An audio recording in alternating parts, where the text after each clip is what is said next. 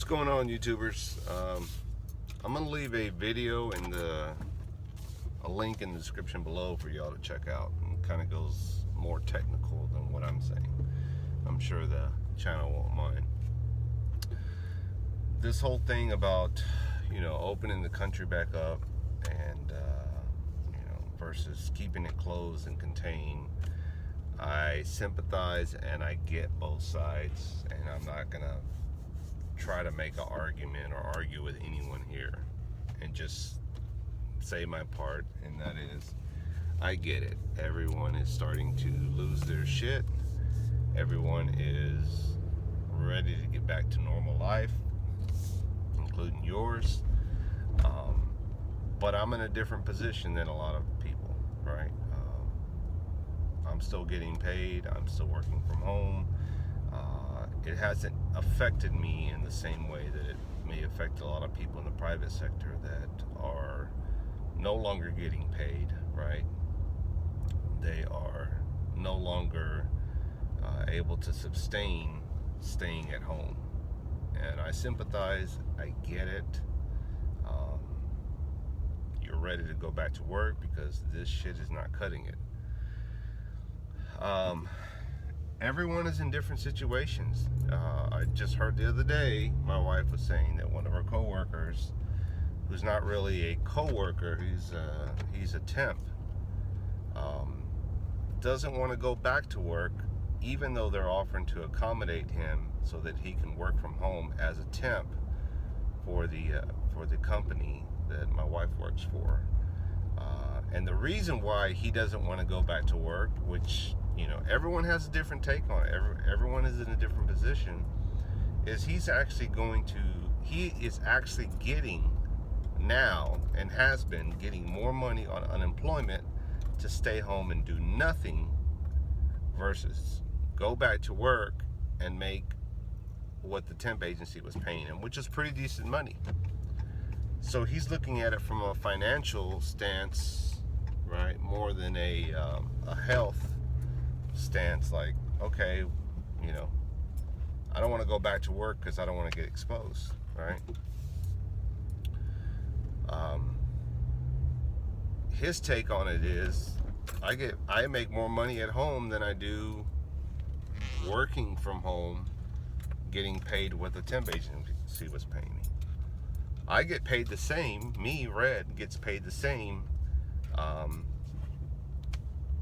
but I get to work from home, so it doesn't impact me. All right, part 2 coming up. Okay, part 2. So the other half is, we're ready to rally up. Let's go protest. You're starting to see it across the country. People dressing up in their tactical gear and their ARs. Peaceful protest, mind you, and I'm a pro 2A supporter all the way.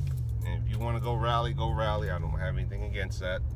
Just so you don't think I'm biased on the whole subject. But you really have to ask yourself, at what point do you just say, okay, I'm willing to take a chance to go back to work? And if you want to go back to work, I think you should be able to have the opportunity to go back to work. That said, if I support you, then I also want you to support me and say, hey, if you don't want to go to Reddit, if you don't want to go back to work and you want to work from home, you should have the same right too. That dial has to work both ways, right? That dial has to be able to work in both capacities, where it works for all of us. It works for us as a country.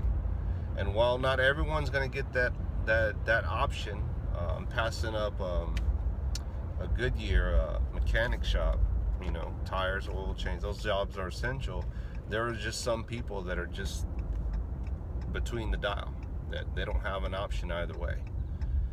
And the thing is, you can't make this a perfect world. You can't make this a perfect America.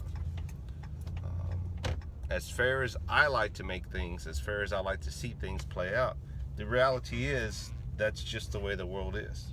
Not everyone's going to be a superstar. Not everyone's going to be able to own their own business. Not everyone's going to be able to have all the cool guns and have a place to shoot them. Not everyone's going to be in a position where they can do things that other people can't.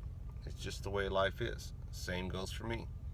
There's a lot of things that I can do, but I don't do. There's things that I want to do that I can't do either. And I've accepted that. That's just the way things are. Not everybody can be the cool kid on the block. Just the way it is. And for those that are in a position where they're able to do those things, sometimes you forget that people are in your situation to do those things. And while you may say, I've worked my butt off to be where I'm at, definitely. Not hating on you. You're just in a different position than the rest of us. That said, going back to the whole subject at hand, I don't know what the solution is here, guys.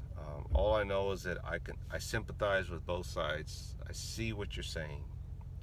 I also think about the greater good as a whole, the greater good, which means it's beyond you, it's beyond me.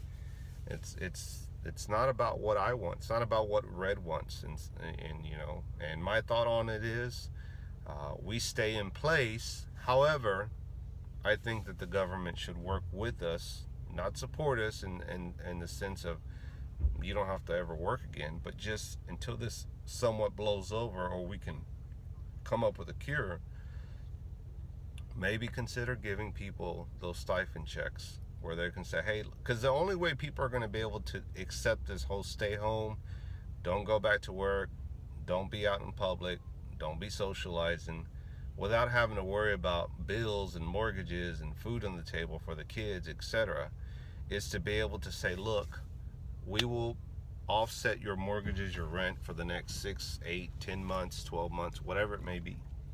But you need to stay your ass at home, and we're going to give you money for food, so don't worry about that. You need to be able to budget it, you know, whether it's put it on a food stamp card and you can use that to purchase whatever, but once you blow through that money, that's on you, right? Or, you know, giving everyone cut them a check, $2,000, $2,500. I know the economics is different everywhere you go, but at least that would sustain people enough to say, okay, I'll stay home. Kind of like my wife's co-worker that's a temp, who's getting more money on unemployment than he did when he was working, which to me doesn't make any sense. Anyway, not arguing, just telling you my 2 cents. Right out.